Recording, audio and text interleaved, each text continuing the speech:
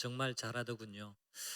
시상식, 경기를 마치면 시상식을 할 때 대한민국의 국기가 다른 나라 국기와 함께 제일 꼭대기 높은 곳에 탁 가면서 올라가고 대한민국 애국가가 막 울려 퍼지는 그 금메달 시상식을 보면 저도 그렇지만 모든 분들의 마음이 뭉클해지는 그런 경험이 있으실 겁니다. 왜 그럴까요? 내가 금메달 받는 것도 아닌데 왜 그럴까요?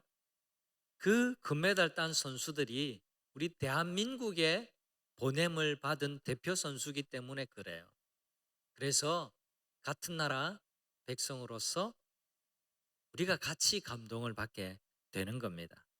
하나님께서는 독생자 예수님을 이 땅에 보내어 주셨습니다.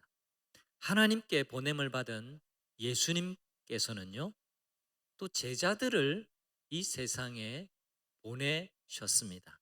오늘 마태복음 10장의 이야기는 예수님이 그 제자들을 세상으로 보내시는 이야기입니다. 눈으로 따라와 보십시오.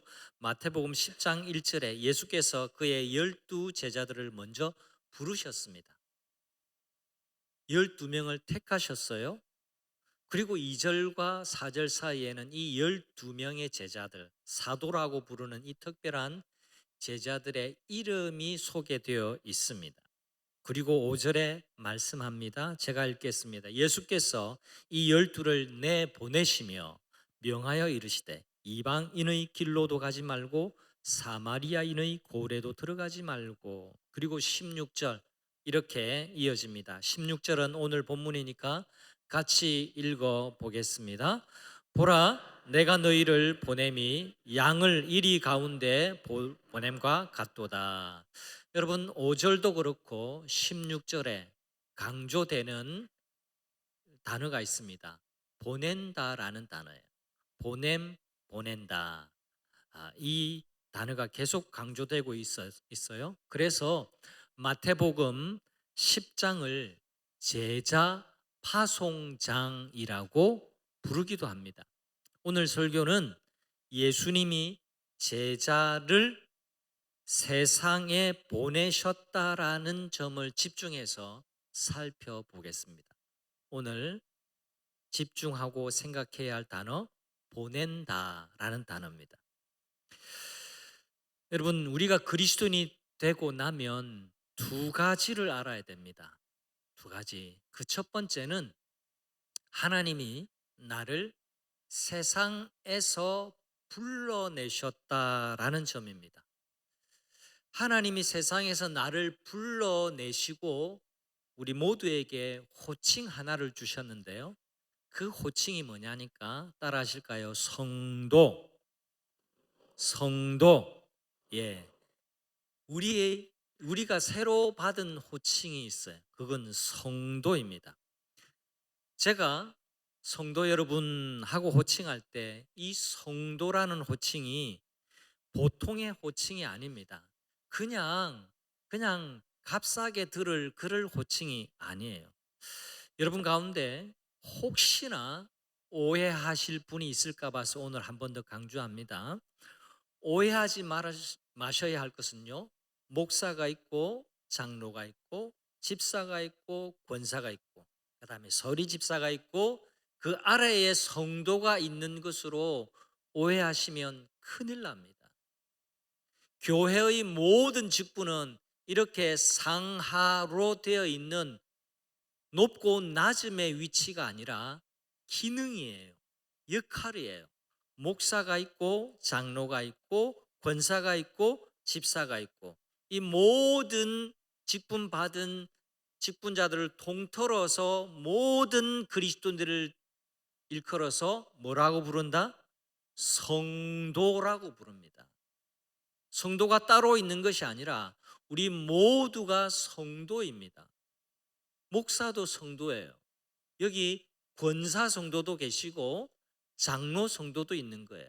그래서 그냥 성도라고 불리는 분들보다 훨씬 더 큰 책임과 헌신이 준비되고 그 헌신의 사명을 받은 사람들이 목사고 권사고 장로일 뿐이지 성도가 있고 장로가 따로 있고 그렇지 않다라는 겁니다. 우리 모두가 성도라고 하는 호칭을 받았다. 이 이름 속에는 하나님이 우리를 세상으로부터 구별해 주시고 불러 주셨다. 구원의 자리로 하나님의 백성으로 불러 주셨다라는 것이 이 성도의 호칭에 담겨 있는 거예요. 헬라어의 하기오스라는 단어의 복수형이 하기오이라는 단어인데, 세상에서 불러내어서 거룩하게 구별된 사람들이라는 뜻이 이 성도라는 호칭 속에는 들어 있습니다.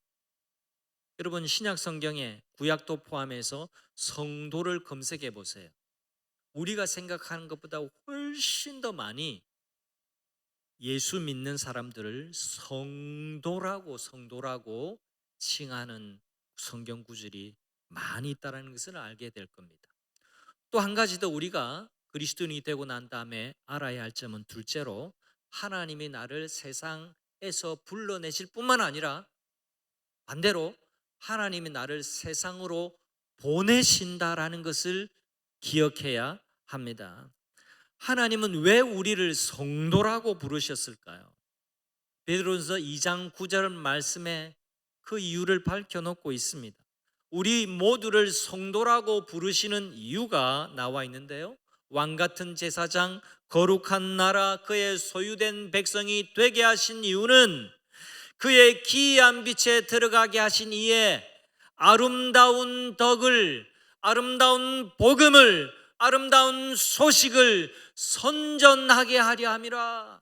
우리를 성도라고 불러주신 그 이유는 성도로 부르시는 거기서 끝나는 것이 아니라 이 성도를 보내셔서 아름다운 복음의 소식을 세상에 전하도록 하기 위해서 우리를 성도로 부르신 것이라고 성경은 우리에게 가르쳐 주고 있습니다.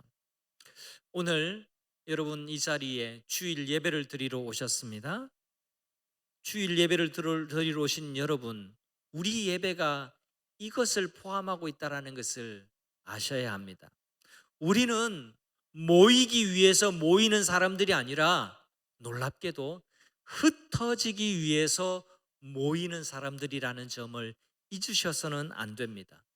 여러분, 주부에 있는 예배 순서를 보십시오. 우리가 연구를 많이 하고 또 신학적인 의미를 담고 신앙 고백을 담아서 이 예배 예전의 순서를 짰는데, 이 예배 예전을 보면 하나님이 우리를 부르심이 있고, 그 다음에 제가 여러분과 함께 결단하는 기도를 드리고 또 축도를 하고 하나님께 기도하는 그 순간은 하나님이 우리를 보내시는 순간이에요. 여러분, 예배 구성을 보세요.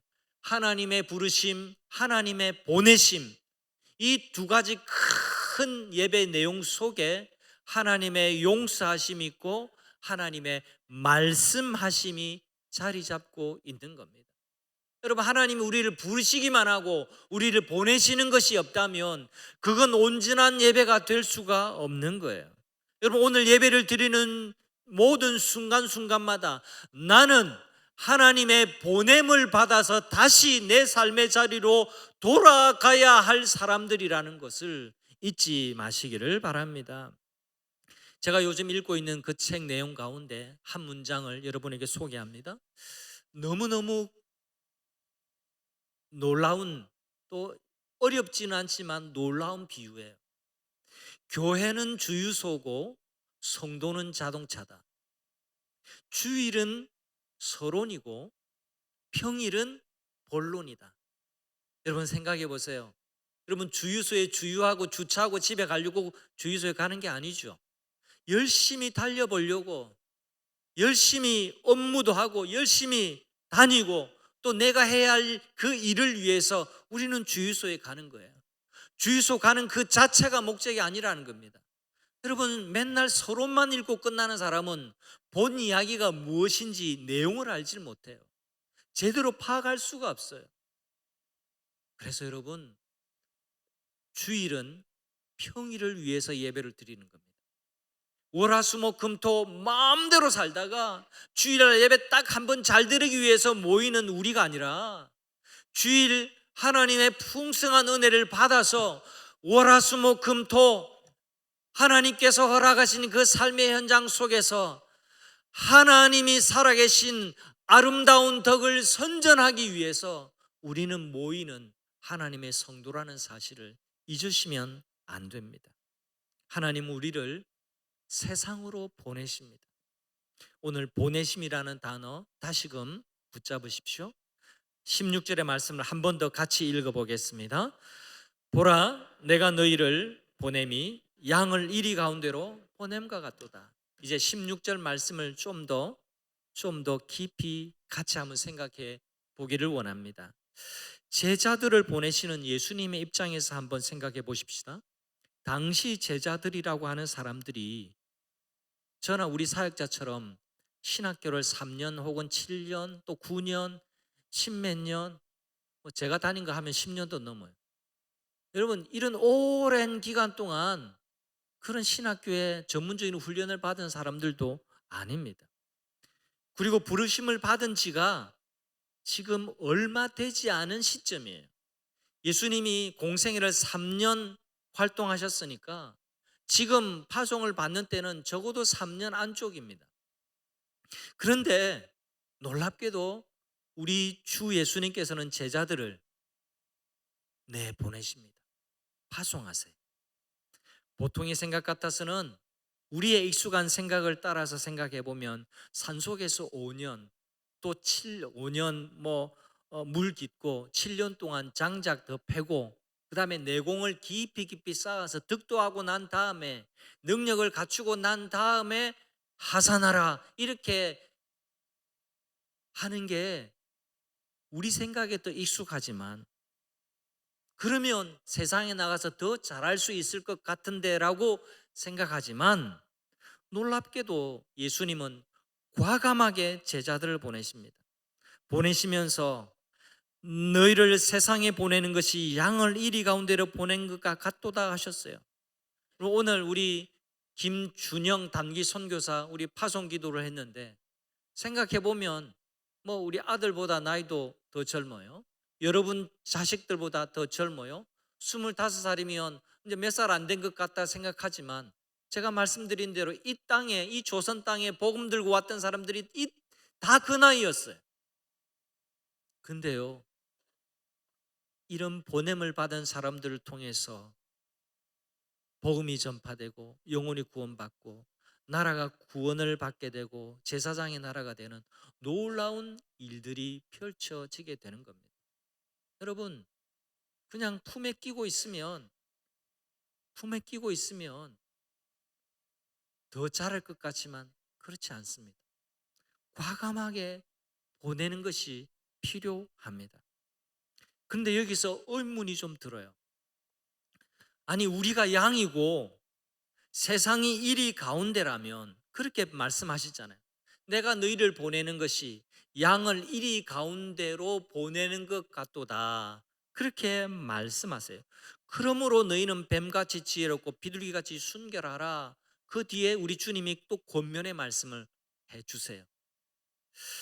여러분, 잘 생각해 보면 의문이 드는 것이 아니, 우리는 양인데 우리가 가야 할 곳이 이리가 득실거리는 곳이라면 그렇다면 주 예수님 보내지 마셨어야지요. 양을 이리 가운데로 보낸다라니 이게 말이 되는 겁니까? 어떻게 해서든지 양이 이리를 피해서 다니게 하고 보호해 주실 생각은 하지 않고 그 속에 마치 떠밀어 넣으시는 것처럼 내가 너희를 보내는 것이 양을 이리 가운데로 보냄 같도다라고 말씀하시면서 안 보내셔야지. 근데 보내신단 말이에요. 근데 여러분, 더 한번 깊게 생각해 보아야 됩니다. 보내는 것이 은혜고 보내는 것이 주님의 사랑입니다. 보내는 것이 주님의 계획이에요. 여러분, 다시 한번 잘 생각해 보십시오. 주님이 제자들을 보내시지 않는다면 가서 경험하는 것도 없고 가서 복음의 현장을 겪는 것도 없어서 진짜 복음 사역자로 세워지기가 어렵거든요. 유대인들의 자녀 교육은 유별나고 독특하다고 알려져 있습니다. 유대인들의 어머니들, 특히 어머니들의 사랑은요, 아버지가 제외된 게 아니라 이 어머니의 사랑에 포함된 겁니다. 우리 남자 성도님들 너무 서운하게 생각하지 마세요. 유대인들의 어머니의 사랑은요, 두 가지 면이 있습니다. 잘 들어보십시오. 하나는 돌봄이고 또 다른 하나는 세움입니다. 영어로 하면 케어해 주는 것이고, 또 다른 하나는 자녀가 온전히 세워지도록 빌드업 해주는 겁니다. 아이가 어릴 때는요, 지극한 사랑으로 세심하게 엄마가 돌봐줍니다. 자녀의 입맛도 엄마가 만드는 거예요. 그렇지 않나요? 맞죠? 또 자녀의 습관도 엄마가 만드는 것이라고 해도 과언이 아닙니다. 신앙이 형성되는 데에도 결정적인 영향력을 누가 끼치느냐? 엄마가, 부모가 끼칩니다. 목사가 이 자녀의 신앙에 지대한 영향을 끼치는 게 아니라 부모, 특히 엄마의 영향력이 지대합니다. 그 예가 성경에 나와 있습니다. 디모데후서 1장 보시면 바울 사도가 이렇게 말합니다. 디모데에게, 네 속에 있는 거짓 없는 믿음은 너의 외조모, 외할머니 로이스와 내 어머니 유니게 속에 있었는데 너의 속에도 있다는 것을 나는 확신한다. 이렇게 바울 사도가 디모데를 격려하면서 지금 말하고 있는 겁니다. 유대인들의 엄마는요, 아이를 정성을 다해서 세심하게 잘 돌봅니다만 일단 12살이 되면 딱 끊어버립니다. 이때부터서는 알아서 하게 합니다. 몸 안에 두고 있다가 마치 몸 밖으로 내보내는 듯이 아이를 홀로 세우기 시작합니다. 그렇다고 한꺼번에 막 내 몰라라 하고 뭐 모른 체 하고 그게 아니라 아이가 독립할 수 있도록 자꾸 내보내는 거예요. 스스로 하게 하고 일부러 따라다니면서 하지 않습니다. 우리나라 극성의 엄마들처럼 대학교까지 따라가고 군대까지 따라가서 걱정해주고 그렇게 하는 게 아니라 내보내는 거예요. 내보내는 겁니다. 독립시키는 겁니다. 이 부분이 참 중요합니다. 그래서 유대인들의 자녀 교육이 성공적인 교육이라고 평가를 받는 겁니다. 성경의 예를 한 번 더 생각해 보십시다. 야곱을 생각해 보면 부모의 품에서 떠난다라는 것이, 안정적으로 있던 곳에서 떠난다라는 것이 얼마나 중요한지를 알 수가 있습니다. 야곱은 지독히도 집순이었습니다. 늘 엄마 치마폭에 둘러싸여 있었고 보호를 받고 지시를 받으면서 자라왔던 대표적인 사람이었습니다. 이게 팥죽을, 음식을 잘 요리했던 야곱의 배경일지도 모르겠습니다. 어느 날 팥죽 한 그릇으로 에서 형의 장자권을 따내는데 성공을 했지요. 그리고 그 이후에 아버지 이삭과 에서를 속이고 엄마와 짬짬이 해가지고 아버지의 축복 기도를 가로챕니다. 장자권도 가로채고 축복 기도도 마치 자기가 에서인 것처럼 거짓말까지 하면서, 그리고 위장까지 하면서 안 들키게 그렇게 속여서 축복을 가로채려고 하는 얍삽한 행동을 했던 야곱이었습니다. 이것이 사달이 되어서 형 에서가 동생 야곱을 죽이고야 말겠다라는 위기감을 느낀 엄마 리브가가 할 수 없이, 본심은 아니었지만 야곱을 엄마 품에서 떠나보냅니다. 너 이러고 있다가는 형 에서에게 맞아 죽겠다. 그러니까 삼촌 라반의 집으로 일단은 가 있으라. 그리고 머나먼 길을 떠나기 시작합니다. 잠깐 보내려고 했지만 의도는 그때 비로소 엄마 품을 떠나게 되는 겁니다. 보내진 겁니다. 여러분, 엄마 품을 떠나갔던 야곱이 그때부터 야곱은 죽을 고생하지만 비로소 진짜 야곱이 되어가고 진짜 홀로 서기를 하며 진짜 이스라엘이 되는, 진짜 신앙이 되는 훈련을 받게 됩니다.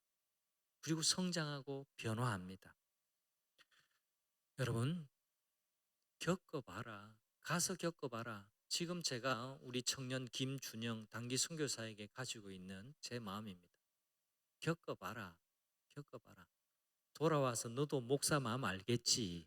막 겪어봐라. 겪어봐라. 여러분, 나 가보면, 현장에 있어 보면 그때 엄청나게 성장을 하게 되는 겁니다. 이게 얼마나 중요한 일인지 몰라요. 따라다니면서 뒤치다꺼리 해주는 것이 아이를 위한 진짜 사랑이 아닙니다.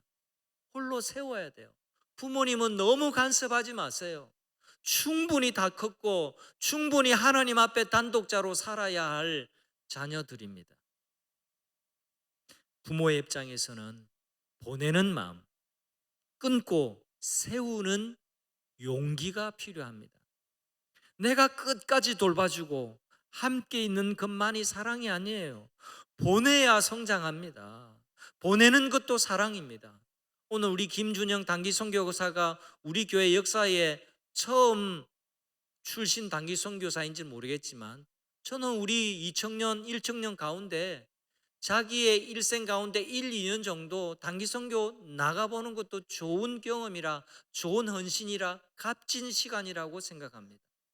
여러분, 내보내는 것, 이거 사랑입니다. 예수님께서도 과감하게 제자들을 거친 세상으로 내보내고 계셨습니다. 예수님 보시기에, 예수님 시선에 이 제자들이 완벽해졌기 때문에 보내셨을까요? 아닙니다. 아직 부족한 것 많다라는 것 아십니다. 아직 완벽하지 않다라는 것 아세요. 하지만 이들을 내보내는 것은요, 이들을 사랑하시고 이들을 더 바로 세우고 이들을 더 큰 사명으로 이끄시기 위해서 예수님이 제자들을 보내시는 겁니다. 보내실 때 상황은 양을 이리 가운데로 보내는 것 같지만 주님이 내 몰라라 하시는 게 아니에요. 이건 비유입니다. 제자들이 양이고 세상이 일이다, 이게 아니라 그와 같다라는 겁니다. 그만큼 세상이 험악하고 어려운 상황이다. 그러나 양인 너희는 가야 한다라는 것을 말하고 너희는 마치 양과 같다라는 것을 비유적으로 말씀하고 있는 겁니다. 이게 중요합니다. 왜 하필이면 우리 주님은 제자들을 양이라고 그렇게 비유로 하시면서 보내실까요? 오늘 이 한 대목도 굉장히 중요합니다. 양은 반드시 목자를 필요로 합니다. 호랑이하고 늑대하고 이리 때는 목자가 필요 없어요. 양은 늘 목자의 뒤를 따르는 동물입니다. 목자를 신뢰합니다. 목자의 음성을 듣고 구별해내고 목자의 음성을 알고 그 음성을 따라다니는 게 양입니다. 다른 목소리를 듣지만 목자의 음성을 구별해내요. 오늘 1분 30초짜리 동영상을 잠깐 보여드릴 텐데요, 이 비유를 제가 설명을 해도 여러분 그냥 귀 안에서만 맴돌기가 쉬운데요. 왜냐니까 우리가 이 목자의 문화가 아니기 때문에 그래요. 양을 키우는 그런 문화가 아니기 때문에 이 말씀이 100% 우리 마음에, 우리 귀에 잘 들어오지를 않아요. 우리 다 같이 우리 한번 동영상을 시청해 보도록 하겠습니다.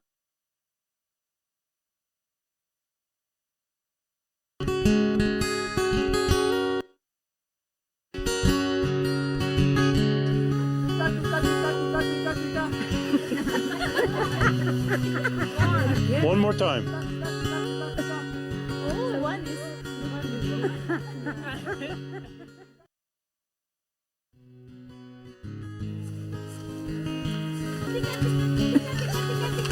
Louder. Tika, tika, tika, tika. Tika, tika, tika, tika. Tika, tika.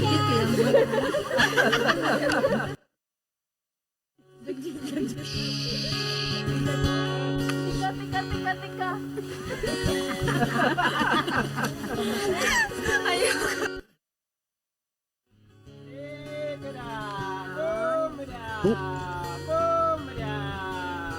Look at them. Look at them. Isn't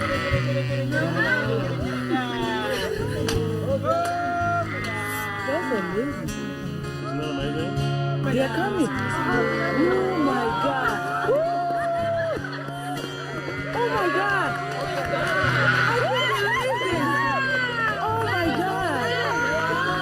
These two white boys. Oh my God. This is amazing. One more.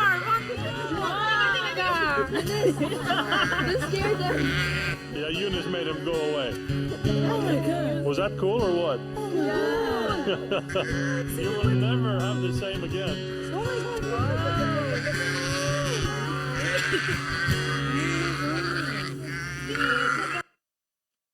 잘 보셨습니까? 네. 비로소 성경 말씀이 이해가 되는 거죠.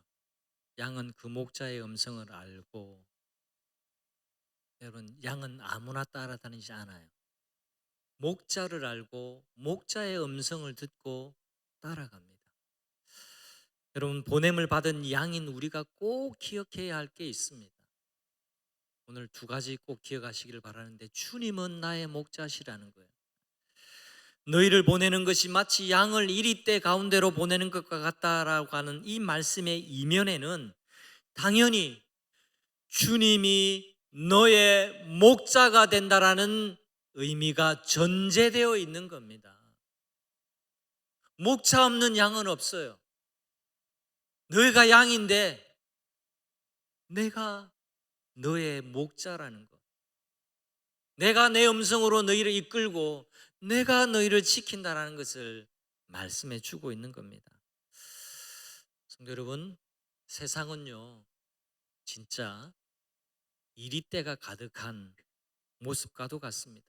물고 뜯고 싸우는 곳 같아요. 자신의 이익을 위해서라면 언제든지 혈투를 피 흘리기까지 흘리는 그런 세상입니다. 내가 최고로, 또 내가 제일 중요하다라는 자기 숭배가 팽배한 곳이 이 이리속이라고 비유하는 세상일 겁니다. 그런데 주님은 왜 우리에게 이 험악한 곳에 양의 모습으로 우리를 보내실까요? 우리도 늑대나 호랑이나 사자의 모습으로 갖추어 놓고 보내시면 좋을 텐데, 우리가 사자로 변하고 우리가 호랑이로 변해서 세상을 변화시키는 방식이 아니기 때문에, 세상을 그렇게 바꾸기를 원하시지 않기 때문에 그래요. 사자의 모습이나 호랑이의 모습으로 세상을 변화시키기를 원하셨다면 우리 주 예수님도 십자가에 못 박히시지 않고 사자나 호랑이의 모습으로 변모해서 칼과 몽둥이로 죄인들을 징치하고 불의를 몰아내고 예수님 죽지 않으시고 심판하시는 모습으로 그렇게 하셨을 겁니다. 그러나 우리 주님 어린 양의 모습으로 우리의 죄를 담당하시고 이 땅에 평화를 가져다 주셨습니다. 그것이 이 세상을 변화시키시려는 우리 예수님의 계획이고, 예수님의 제자인 우리가 세상을 변화시키는 방식은 바로 어린 양의 방식이라고 우리를 가르치시는 겁니다. 우리는 이 세상 속에서 양으로 살아가면서 주님이 내 목자이심을 잊지 말고 살아야 합니다. 지난 한 주간 어떻게 사셨습니까? 정신없이 되는 대로 마구잡이로 사셨다면 다시금 정신을 차리시기를 바라요. 이리떼 속에 둘러싸여 있는 것 같은 그런 살벌한 느낌으로 사셨습니까? 다시금 기억하십시오. 우리 주님이 바로 당신의 목자이시라는 것을 잊지 마시기를 바랍니다. 주님이 목자 되셔서 친히 함께 하시겠다라는 약속이 이 16절 말씀 이면에 이미 포함되어져 있습니다. 또 우리가 양으로 보냄을 받은 우리가 기억해야 할 두 번째는요, 두려워하지 말아야 한다라는 사실입니다. 오늘 읽은 본문 그 다음 단락에 보면 10장 24절부터 보면 두려워하지 말라, 두려워하지 말라, 두려워하지 말라. 지금 제자들을 파송하시는 예수님이 지금 양과 같은 이 제자들에게 3번이나 말씀해 주고 계십니다. 26절, 28절, 31절에 복음 때문에 너희가 미움받는 것을 두려워하지 말라라고 말씀합니다. 몇 년 전에 미움받을 용기, 지금도 많이 읽고 있습니다만 유명한 책이 있죠. 여러분, 미움받을 것을 두려워하지 마십시오. 바리새인들은 예수님을 향해서 바알세불이라고 불렀습니다. 예수님이 기적을 펼치는 그 현장, 그것을 보고서도 예수님이 귀신의 힘을 빌어서 귀신을 쫓아낸다라고 비아냥거렸습니다. 믿지를 않았습니다. 예수님 공격했습니다. 이것을 겪으신 예수님께서 내가 겪었는데 하물며 그 집 사람들이랴 하시면서 너희들도 이런 상황에 놓이게 될 것이라고 말씀을 하세요. 양들인 너희에게도 이런 미워하는 사람, 반대하는 사람, 박해하는 사람이 있게 될 거다라고 말씀하는 겁니다. 성도 여러분, 우리가 예수님을 진정으로 따른다면 저항과 공격을 받을 수밖에 없다라는 겁니다. 여러분에게 마귀의 시험이 있습니까? 당연하게 받아들이세요. 맞아, 마귀의 시험이 있을 수밖에 없지. 그걸 당연하게 받아들여야 됩니다. 오히려 마귀의 시험이 없습니까? 여러분이 진짜 하나님의 자녀인지 양인지 스스로에게 의문을 해보세요. 내가 이래도 좋고 저래도 좋고 살고 그러면 여러분, 마귀는요 이미 마귀의 자식에게는 집적거리지 않습니다. 하나님의 자녀를 죽이고 도적질하고 멸망시키려고 지금도 발악하고 있다는 것을 우리가 알아야 돼요. 제가 아는 분 가운데 우리 교회 교인은 아닙니다. 제가 지나왔던 교회 교인 중에 한 분인데요, 이런 예가 있습니다. 이분의 남편은 S대 의대를 졸업한 분이에요. 여러분, S대 의대를 졸업하면 얼마나 그 집안의 위세가 대단하겠어요. 얼마나 목에 힘을 주고 며느리 보려고 그랬겠습니까?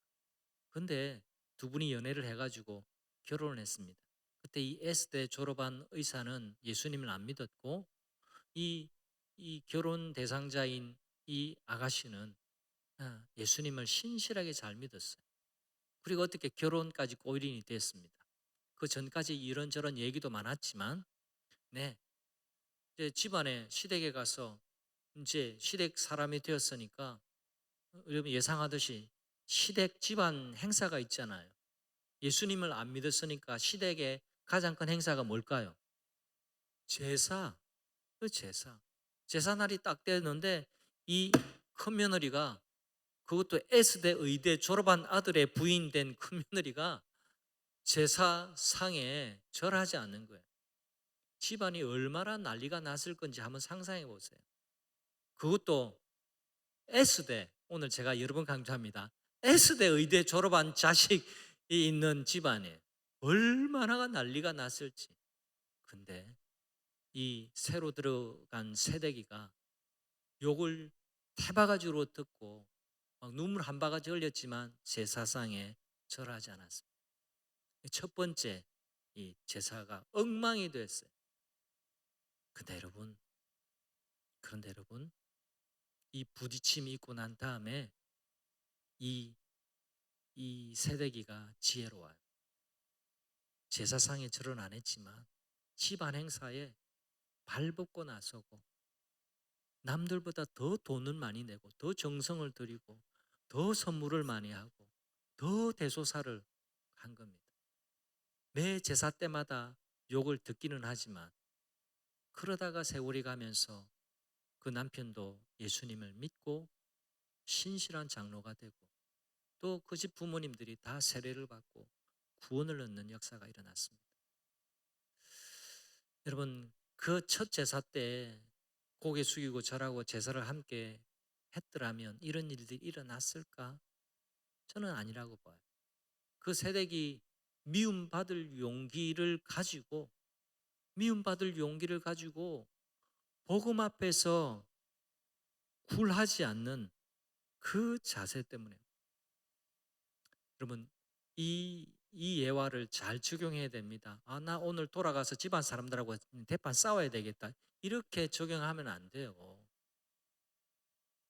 물러서지 말라라는 겁니다.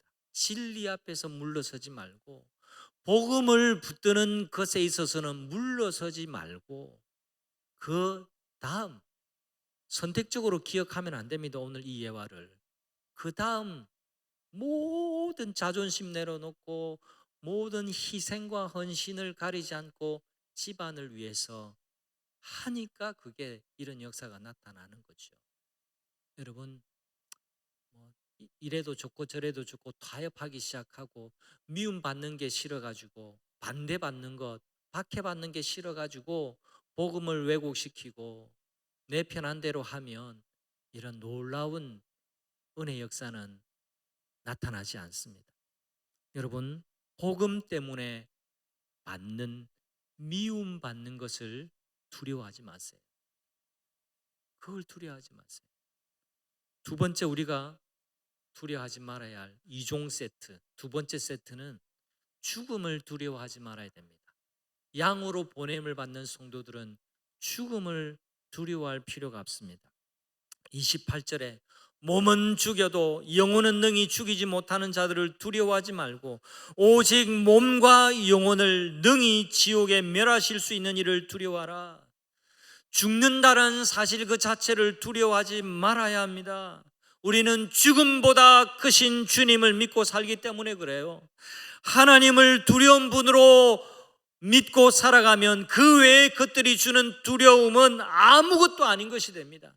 진짜 우리가 두려워해야 할 분은 하나님 한 분뿐이라는 것을, 우리가 그것을 붙들고 살면 이 세상 살 때 그 어떤 것도 우리를 두렵게 만들 수가 없습니다.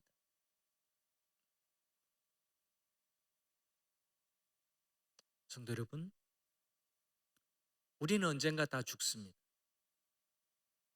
우리 연세 많으신 성도님들, 죽음을 두려워하지 마시기를 바랍니다. 천국을 사모하시기를 바랍니다.